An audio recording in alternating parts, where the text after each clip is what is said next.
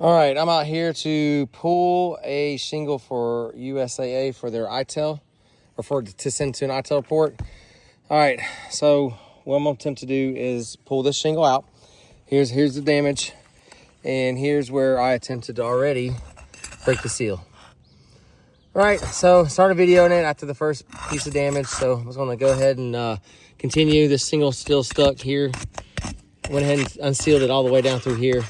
As I was doing it, you can see the delamination that started happening just from trying to break the seal. And I'm using the approved pry bar for roofing. It's not the roof snake. I'm not trying to put a nail back in. Just trying to pull a shingle off of here to send to Itel. All right, so now this is the shingle I'm trying to get out here, right? This is the one that was prescribed to be changed out. Now, I've already broke the bottom seal free, which tore here, delaminated here. You can see delamination right here. I'm trying to do this one hand. So I'll video it, right? See delamination. All right, so now I'm gonna continue. Come up in here, break this seal here on this shingle. So it's stuck down pretty good.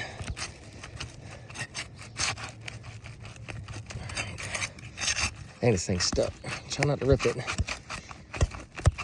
I think I should be able to get to that nail, and I got a nail up there on that one too. So that one's undone. So I'm gonna try to get underneath this one. God, it's stuck good. All right, so I got up underneath it. Now I'm slowly working it.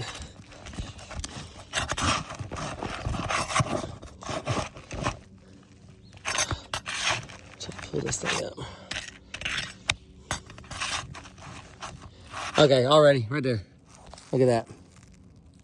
Look at that tear. Just tore up another shingle trying to freaking pull a shingle for Itel. Look, it just keeps tearing. These things are so brittle. They're stuck down so good. That just caused all kinds of more damage.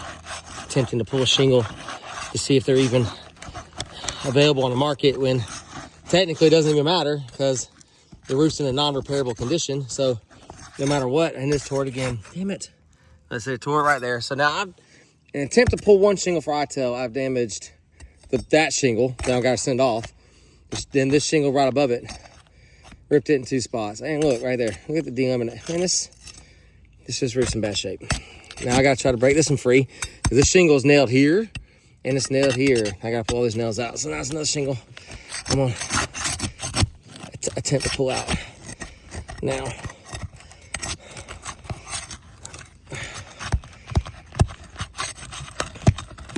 Okay, now it's coming a little easier. All right.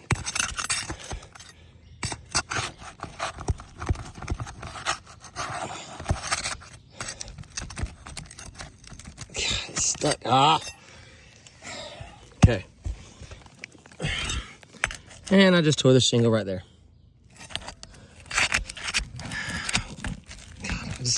Look, it's all the way over here. So I've got to get this shingle all the way up to here. Okay.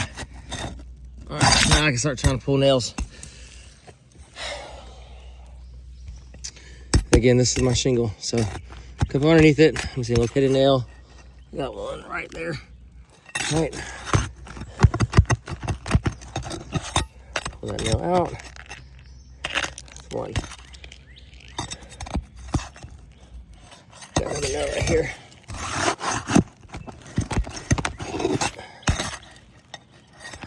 And it pulled through the shingle, which is very common. Shingles that are really brittle. See the nail hanging up right there? Yeah. So the nail had come off underneath the shingle because it ripped a hole straight through trying to pull the nail out. All right, let's do this again.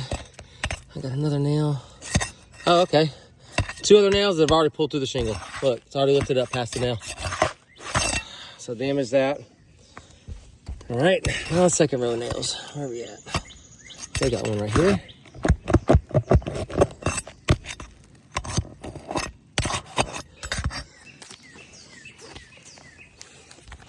Reach up underneath here. Grab that nail. Okay, let's find another one. You see, I'm trying to barely lift the shingle up. There's another nail right here. Right here. All right. Get that nail out. This is hard to do with one hand. Okay. Ooh, got another nail somewhere. Let's see. There it is. Right here.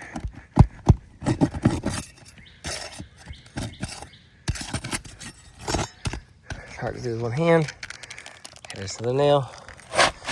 Oh, there it goes. All right, let's examine this. Here we go. Look at that mat transfer.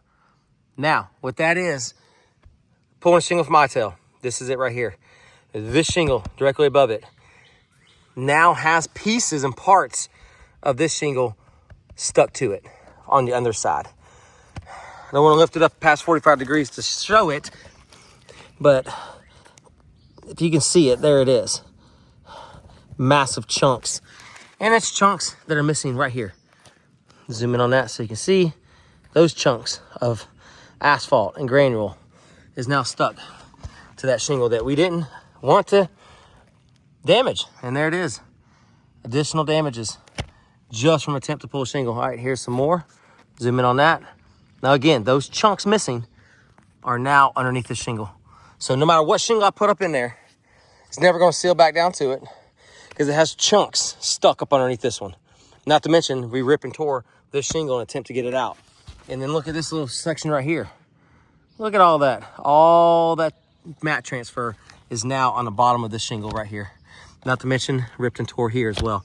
This roof is non-repairable. Pulling this shingle for USAA for an Itel report caused more damage to this roofing structure and to this roofing system that now I can't do anything with. I can't repair this now. I can't, in order for me to repair this now, this shingle above it has to be pulled out. This shingle below it, look at that. Look at the shingle below it where it was still sealed. The chunks it took out of that one. Look, here's another section right there. Look at the chunks. They're now missing out of there, and fiberglass it's showing.